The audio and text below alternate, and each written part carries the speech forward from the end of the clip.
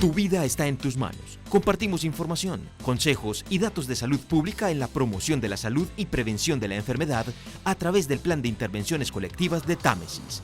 Un espacio de la Administración Municipal Támesis nos pertenece desde la Secretaría de Educación, Salud y Deporte y la Casa de la Salud S. Hospital San Juan de Dios de Támesis.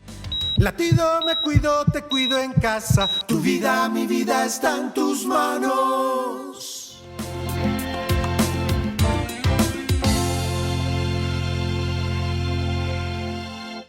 Buenas tardes, mi nombre es Jennifer Castro, hago parte del equipo psicosocial de la Casa de la Salud como practicante de psicología. Hoy nos encontramos acá con ustedes para hablar un poco acerca del maltrato infantil. Nos acompaña Juan David Pineda, quien desde su experiencia laboral y académica nos dará una visión desde lo jurídico en cuanto a este tema. Entonces, para iniciar, vamos a definir desde la Organización Mundial de la Salud qué quiere decir el maltrato infantil. Es todo acto de acoso o desatención al que están sujetos niños y adolescentes menores de 18 años, donde se pone en riesgo su salud física y mental, su integridad y su desarrollo. Vale la pena resaltar que existen diferentes tipos de maltrato infantil, siendo el más predominante el que se da al interior de sus familias, sea su familia nuclear o extensa. Dentro de los más comunes encontramos el maltrato por abuso o abandono, y es cuando en las familias se nos olvida cumplir con esas necesidades, suplir esas necesidades básicas, físicas y emocionales de los menores. También encontramos el maltrato emocional. El maltrato emocional tiene que ver con la consideración que no se tiene sobre las necesidades psicológicas, cuando no tenemos en cuenta el desarrollo interpersonal del menor. Encontramos también el maltrato físico, que es quizás uno de los que más predomina en la actualidad, no solo en nuestro municipio, sino a nivel nacional. Y el maltrato físico tiene que ver con esa negligencia o esas acciones no accidentales donde el adulto le causa al menor una lesión física. Encontramos también el maltrato por abuso sexual, que es donde el adulto satisface sus necesidades sexuales con el menor. El maltrato prenatal, este es característico de las madres gestantes y es cuando dentro de su estilo de vida ponen en riesgo diferentes situaciones que no permiten el desarrollo normal del feto. Encontramos también el maltrato por mendicidad, que es cuando la característica principal es que ponen a los niños o los exponen a la mendicidad, ya sea de manera obligada o voluntaria. La explotación laboral, cuando con fines económicos obligan a los menores a realizar trabajos o tareas muy exigentes fuera de las que pueden realizar pues cotidianamente.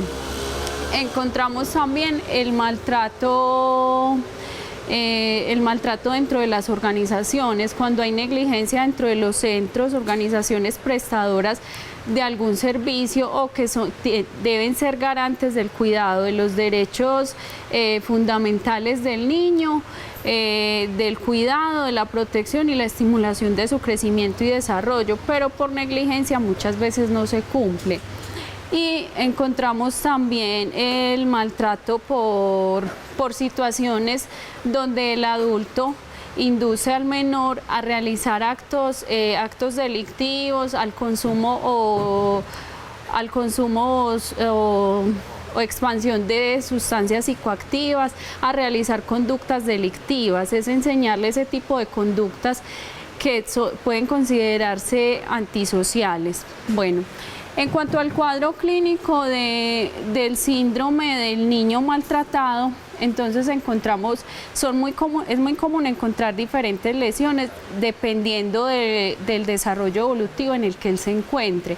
Entonces hay niños, características propias de niños que pueden ser maltratados. Entonces están los niños con llanto excesivo sin razón alguna, pueden ser muy irritables. excitación o exaltación sobresaltada en cuanto a los lactantes. También puede envolver alguna etapa del desarrollo en la que ya habían avanzado, como enurexis, ecoprexis, succión del dedo o algunos miedos excesivos e irracionales, como a estar solos, a la oscuridad o a compartir ciertos lugares o situaciones con diferentes personas.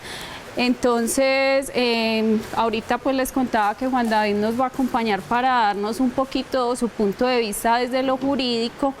Entonces, Juan, en materia de normatividad en Colombia, ¿cómo podemos catalogar el maltrato infantil? Gracias, Jennifer, primero que todo por la invitación, y básicamente podemos decir y enfocar en dos situaciones. Colombia ha suscrito un convenio sobre la protección de los derechos del niño.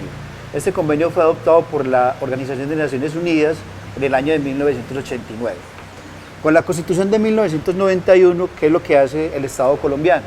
El constituyente en ese momento lo que hace es que eleva a rango constitucional los derechos de los menores. Entonces nos dice que los derechos de los menores, la vida, la integridad, el nombre, tener una familia digna, el derecho a la seguridad social y todos aquellos elementos son importantes dentro de la formación del menor como tal. Entonces, cuando se hace esta consagración legal, le da importancia relevante a los niños, niñas y adolescentes. ¿Qué quiere decir esto? Que los derechos de los niños van a prevalecer sobre los derechos de cualquier otro ciudadano en Colombia, ¿cierto? ¿Y por qué prevalecen frente a los derechos de otras personas? Porque es que el niño es un ser humano que tiene un desarrollo cognitivo, un desarrollo físico, un desarrollo emocional, un desarrollo educacional diferente al que tenemos los adultos. Y es responsabilidad de los adultos propender porque ellos tengan ese desarrollo emocional, afectivo y educacional en todo momento. Posterior a este desarrollo constitucional, a esta consagración en el artículo 44, sale o se desarrolla la ley 1098 del 2006, que es el Código de la Infancia y la Adolescencia. Ese código trae una serie de instituciones jurídicas que le permitan al Estado colombiano proteger en mayor medida los derechos de los niños. Encontramos que con esa ley se crean, por ejemplo, las comisarías de familia y se dota al Instituto Colombiano de Bienestar Familiar, quien es la cabeza visible de la protección de los derechos de los niños en Colombia, de toda esta serie de mecanismos legales y jurídicos con el fin de entrar a proteger los derechos de los menores. Juan, entonces, desde lo que dices y de lo que hemos venido hablando sobre el maltrato infantil, si alguien, por ejemplo, en nuestro municipio detecta alguna situación de la que venimos hablando, ¿quién puede denunciar? Claro, es muy importante eso. En Colombia, por expresa disposición de la ley 1098, todos los ciudadanos colombianos, todos los residentes en Colombia, todos los habitantes, estamos en la obligación de poner en conocimiento de las autoridades competentes cualquier hecho de maltrato infantil, cualquier hecho de violencia que se presente frente a los menores de edad. Es decir, si conocemos que un menor está siendo maltratado por cualquier miembro de su núcleo familiar, por cualquier persona que se encuentre a su alrededor, cualquier conducta de índole sexual que atente en contra del desarrollo fundamental de esa libertad del menor a su sexualidad, cualquier situación que se presente y que vulnere cualquier derecho de los menores, cualquier persona puede entrar a denunciar. ¿Ante quién? Ante la Policía Nacional, ante el Grupo de Infancia y Adolescencia de la Policía Nacional, ante las comisarías de familia, ante la inspección de policía. Las personerías municipales tienen un papel preponderante porque ellos son los que garantizan los derechos de todas las personas. Entonces, el personero también nos puede ayudar frente a eso. Es una obligación de todos, velar porque los niños, niñas y adolescentes en este país vivan tranquilos y puedan desarrollar su personalidad sin más impedimentos que aquellos que los que le impone el orden normal de las personas, y disciplinarlos dentro de lo que vos decís frente a situaciones que pueden afectar su normal desarrollo emocional. Bueno, cuando tenemos en cuenta entonces que el maltrato introduce una distorsión cognitiva frente a las relaciones emocionales básicas, entonces vale la pena resaltar y que tengamos en cuenta qué tipo de situaciones puede desencadenar que un joven o un niño viva en un hogar maltratador. Entonces podemos encontrar situaciones como desórdenes postraumáticos y desorden en cuanto a su equilibrio emocional, en cuanto a su conducta. Y son diferentes los trastornos que se pueden desarrollar desencadenar o desarrollar desde estas conductas que se vivencian más que todo en el hogar. Entonces encontramos trastornos alimenticios, encontramos trastornos de personalidad, trastornos de conducta, oposicionista desafiante, que muchas veces en las instituciones que prestan o que acogen a este tipo de niños no entendemos por qué ellos empiezan entonces de pronto a ser un poquito más retraídos, a ser un poquito más tímidos, qué está pasando, por qué de pronto los catalogamos de ser hiperactivos. Entonces es muy rico conocer todas estas situaciones para que podamos detectar a tiempo si hay algún síndrome o un síntoma de maltrato. Juan, desde lo que estás hablando, entonces, ¿cómo? Yo te pregunto, también uno puede, como decimos comúnmente, pecar por omisión, es decir, darse cuenta que en un hogar que no es el mío están maltratando a un menor de edad, un niño, desde los diferentes tipos de maltrato infantil y intrafamiliar que hemos venido hablando, y yo simplemente me quedo callado. Eso también la ley lo castiga. Claro que sí, mira, la ley 1098, que es el Código de Infancia y Adolescencia, del artículo 40, nos da la obligación a todos y cada uno de nosotros de poner en conocimiento de las autoridades cualquier conducta que se despliegue en contra de los menores y que afecte su integridad física, emocional, sexual o cualquier tipo de maltrato que se presente frente a ellos. Es decir, todos en Colombia estamos en la obligación de poner en conocimiento de las autoridades ese tipo de situaciones, ¿cierto? O sea, todos estamos en esa obligación. Bueno, son muchas las consecuencias que puede desencadenar este tipo de situaciones.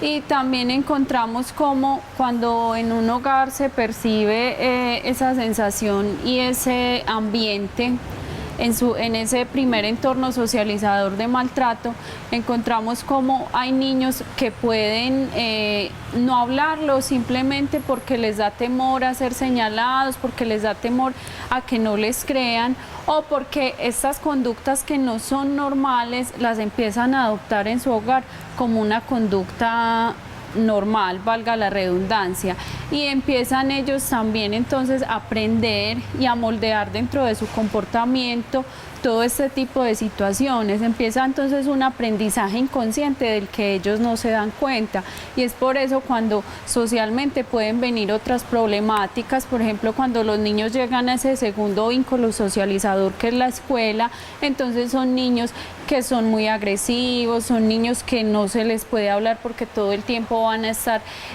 queriendo golpear al otro. Entonces es muy rico conocer todo este tipo de situaciones para nosotros saber cómo qué ruta tomar frente a esas situaciones que no pueden ser, que no son ni muy cómodas ni muy adaptables en la escuela.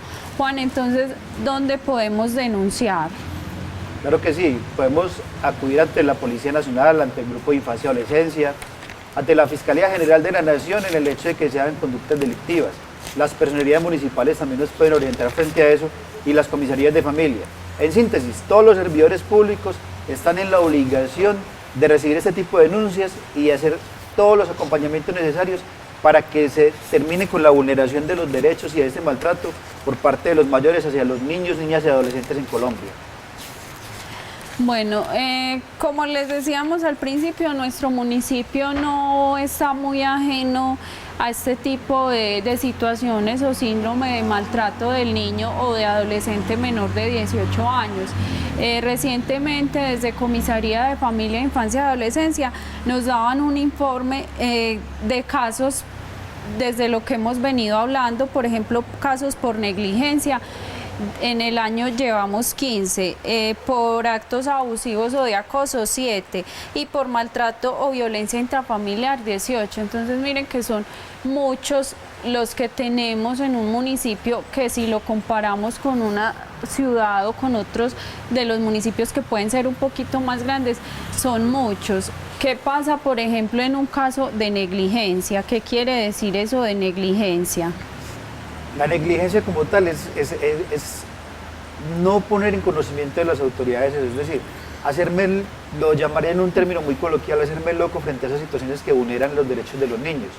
Por eso la invitación desde este espacio, desde tu asociación académica y estas cosas, desde la Casa de la Salud en el municipio, lo que queremos hacer la invitación es para que cuando usted es ciudadano tamesino, cuando usted es residente en Támesis, cuando usted llegue a este y observe ese tipo de situaciones que son de maltrato de índole delincuencial, porque algunos niños son utilizados por organizaciones delincuenciales para cometer delitos, cuando usted sabe que están cometiendo delitos sexuales en contra de esa persona, cuando atentan contra la vida o integridad de ese menor, pongámoslo en conocimiento de las autoridades, quienes muy diligentemente harán todas aquellas gestiones. Por ejemplo, hablas de una serie de casos y yo pensaría que muy probablemente existe un subregistro.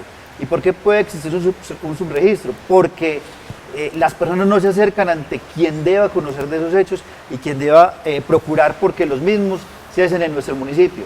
No se nos olvide que los niños igualmente son el futuro de la sociedad colombiana y la familia como tal es la base fundamental de la sociedad y ellos son los que nos van a futuro mejorar las condiciones de vida y dignidad de nosotros como mayores y debemos propender porque ellos tengan una formación integral y no atentar en contra de sus derechos.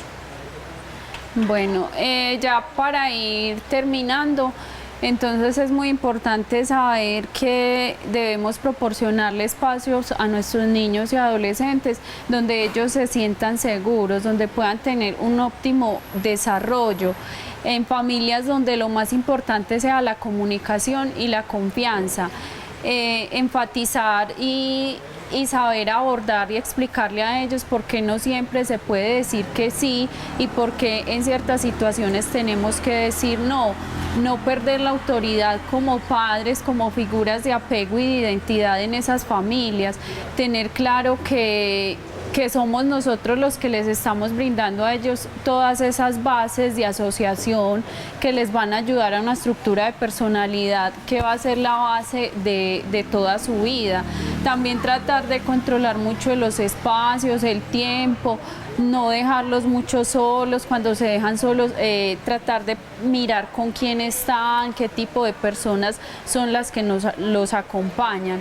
Que no se nos olvide que el niño que es maltratado no siempre es un niño hiperactivo, también es un niño que puede ser disperso, es un niño que no es capaz de sostener una conversación con un adulto, es un niño que esquiva la mirada, que puede ser triste. Entonces no pasemos por alto todo este tipo de situaciones y no caigamos en lo que les decía ahorita del tipo de maltrato infantil que se puede prestar por parte de las organizaciones o centros que deben velar por el bienestar y los derechos fundamentales de estos niños. Y no olvidarnos que la familia es el primer vínculo socializador que tenemos y por ende debe ser la familia la que nos dé todas esas estructuras de personalidad firmes para ser niños, niñas, adolescentes y hombres sanos. Muchas gracias. Juan, ¿quieres?